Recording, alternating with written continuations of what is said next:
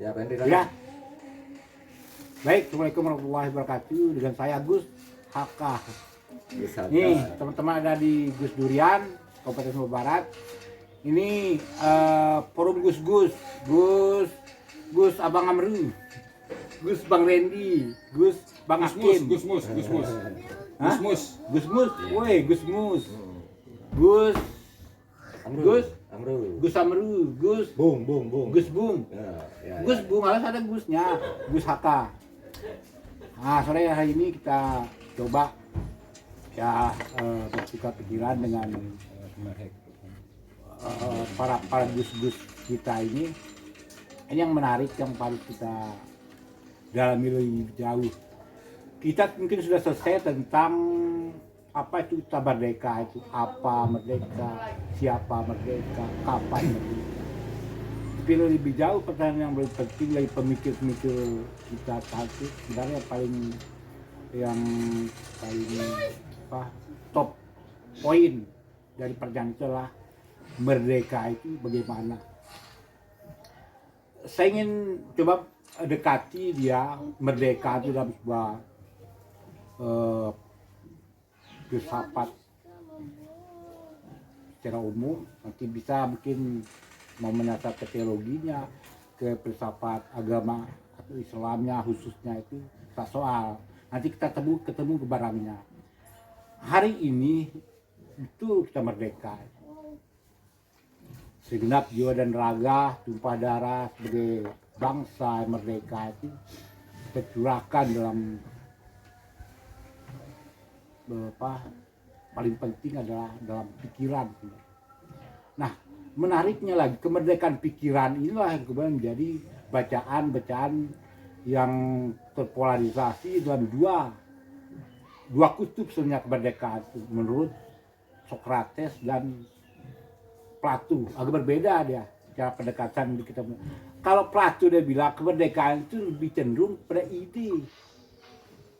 ide gagasan dia bilang Plato. Sementara dia Socrates sebagai gurunya dia memberikan bahwa kemerdekaan itu adalah indera. Kita coba jalan tengah ini. Gimana sebenarnya barangnya merdeka itu? Merdeka itu serupa apa dia? Bagaimana merdeka itu? Apakah dia bergerak secara ide gagasan atau naruriah indera menurut kedua penggagas filsafat ini. Dalam filsafat Islam sendiri itu saya coba dekati juga bahwa kebebasan adalah saya lupa ya di ayat mana yang mengatakan, tapi dia mengatakan bahwa kita diberi kebebasan berpikir itu yang disebut akal sehat itu. Apa kemudian itu yang maksudnya kemerdekaan? Mari kita dengarkan para gus-gus ini bagaimana cara mereka itu membedah pertanyaan kunci kita, kemerdekaan itu bagaimana? Gus Amru, silakan Gus Amru. Gus tuan rumah dulu. Nah, Gus Amru ya, tuan rumah. Gus Amru, kemerdekaan menurut Anda itu bagaimana dia? Jadi banyak skala kita berbicara tentang kemerdekaan. Kita menggunakan dengan istilah kerennya kan pisau bedah atau skala ya. Saya ingin menceritakan sebuah cerita pada zaman Yunani. Tersebutlah seorang yang bernama Stoikis. Dari Stoikis itu kemudian lahirlah aliran filsafat yang bernama Stoikisme. Itu yang berkembang di Eropa, dari Jazirah Arab, di seluruh dunia itu pemahaman Stoikisme itu kemudian melahirkan Darwishi atau Sufisme dalam menurut Islam. Diceritakanlah dia Pak Stoikis ini sedang dikunjungi oleh raja pada waktu itu. Rajana sedang turun ke bawah, turba dia. Istilahnya Jokowi itu apa tuh? Belusukan. Belusukan. Dia rajanya lagi belusukan kayak Jokowi itu ke kolong jembatan di Selamdang, di tempat di mana di Yunani itu kan ada Selamdang. Ada tempat di mana rakyat-rakyat yang miskin ya, miskin kota lah, di kota Athena. Nah, rajana lagi pidato begini dengan rakyat, wahai rakyatku, inilah saya raja, di mana kalian bisa meminta semua hal. Nah, waktu itu kan dirayakan perayaan hari besarnya bangsa Yunani ya, taruh saja Independence Day, bahwa Yunani itu memperingati itu. Jadi semua rakyat diberikan apa namanya, disodorkan apa, mau minta apa, kayak orang masuk penjara itu diberikan gerasi dia. Nah, semua rakyatnya bilang, wah, sampai pada suatu saat raja ini tidak tahu bahwa dia sedang berdiri di rumahnya Stoikis. Nah, akhirnya Stoikisnya bilang, Pak, katanya, mohon ke sana sedikit, katanya. Siapa kamu, kata raja itu? Saya pemilik lahan tempat Bapak ini. Saya ini adalah raja. Kenapa saya dipanggil Pak? Katanya. Apa permintaanmu? Pak itu minggir sedikit. Saya ini raja. Oh ya sudah raja. Minggir sedikit. Kenapa saya harus minggir sedikit? Itu permintaanmu? Maka dicatatlah bahwa permintaannya minggir sedikit dari tempatnya dia berdiri. Kenapa saya harus minggir sedikit? Kenapa permintaanmu begitu kecil, begitu tidak bernilai? Wahai rakyat, Bapak menghalangi pandangan saya terhadap matahari itu. Sinar matahari yang biasanya saya nikmati ketika datang ke rombongan Bapak sudah nggak ada ini. Dan Bapak juga tepat berada di depan batang hidungku, menutupi saya sedang berjemur dengan matahari. Nah, kalau begitu tolong dicatat, dan itu dicatat oleh sejarah Yunani, bahwa permintaan rakyatnya itu dia minggir sedikit dari tempatnya dia berdiri itu. Dicatat bahwa raja ini pernah memberikan kepada rakyatnya untuk mundur beberapa langkah ke samping. Nah, itulah kebebasan. Kebebasan yang sungguh bernilai itu adalah kebebasan yang melampaui skala hukum kemanusiaan. Kalau ini kan hukum manusia kita ini hidup sekarang. Nah, hukum alam dan hukum manusia. Manusia ini kan pertama-pertama tinggal di hukum alam apa adanya. Bebas menurut alam itu, bebas bagi manusia yang tidak punya negara itu adalah kebebasan bagaimana dia bisa berburu sesuka hatinya. Bebas dia menikmati alam dari dalam gua tempat dia tinggal. Nah, dari sejarah-sejarah itu kan manusia itu melampaui miliaran tahun lamanya. Cerita sapien dan lain-lain lah, itu sudah masa bahwa kita melampaui skala hukum naturalis. Nah, mohon maaf bahwa kalau orang-orang di barat tuh, kalau orang yang naturalis itu ya padanya, kayak orang Darwisi, kayak orang Sufi, ya tinggal aja di masjid. Itu adalah pilihan dia, adalah kemerdekaan untuk memilih menjadi manusia apa adanya, keluar dari langgam kita. Nah, apakah bernegara ini masuk di dalam skala kemanusiaan yang direkayasa untuk membentuk sebuah negara itu sendiri, yang itu keluar dari pada kebebasan manusia yang aslinya dia bersatu dengan alam, atau negara ini kemudian direkayasa untuk membentuk skala baru, skala hukum dan tempat, sehingga diletakkan dia tatanan nilai kebebasan. Nah, tatanan nilai kebebasan itu kan direkayasa untuk menjadi bebas.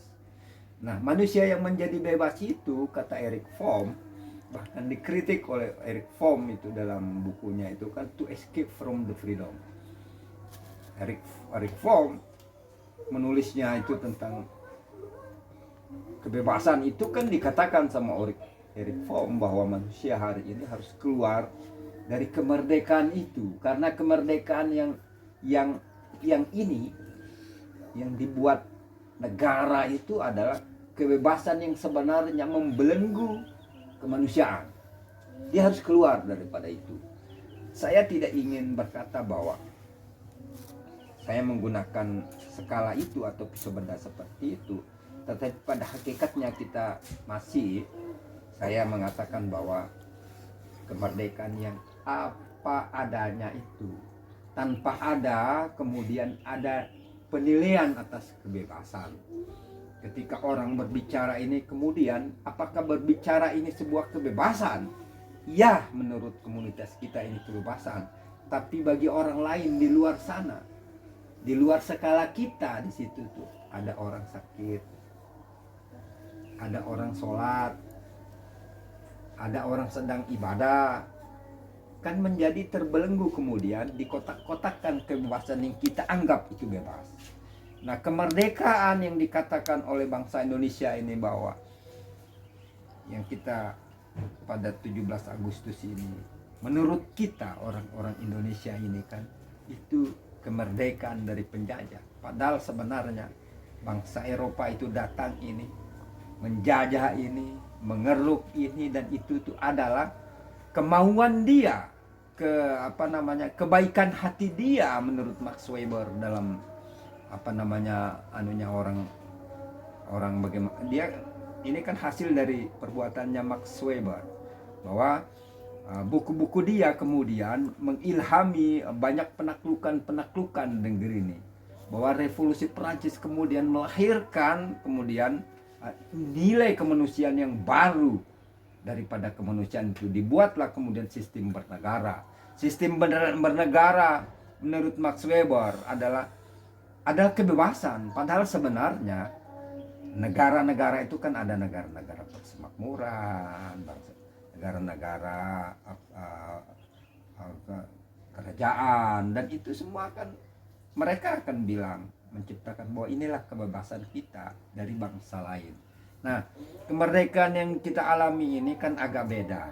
Kalau kita baca bukunya Bung Karno, di bawah bendera revolusi itu kan kebebasan yang memang diraih, bukan dihadiahkan oleh Jepang misalnya, oleh sekutu atau itu, bukan. Tetapi ini adalah kebebasan, bahwa kebebasan yang lepas daripada diskursus dari Max Weber bahwa negara itu kan menjadi negara yang apa adanya di Eropa itu, yang kemudian yang menjajah. Kita akan keluar, kita mencoba keluar dari kebebasan yang disangkakan, yang diciptakan oleh orang Eropa.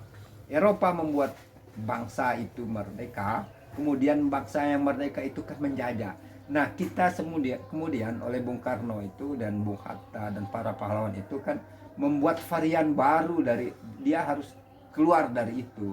Nah, sebenarnya kalau dia Bung Karno itu membaca sezaman kemudian dengan yang Eric Fromm itu, maka Eric Soekarno dan Bung Hatta dan para pahlawan yang meninggal sebenarnya dia membaca to escape from the freedom, bahwa dia keluar daripada kebebasan, dari kemerdekaan itu untuk bebas. Itu dia.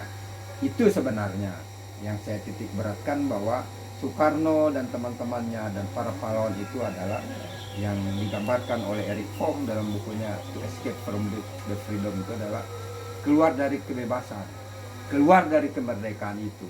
Apakah hari ini manusia rakyat Indonesia sudah keluar daripada kebebasan penjajahan, atau masih saja kemudian negara menciptakan ala Eropa, ala Max Weber, ala kapitalis, ala negara kapitalis untuk menjajah kemanusiaan itu.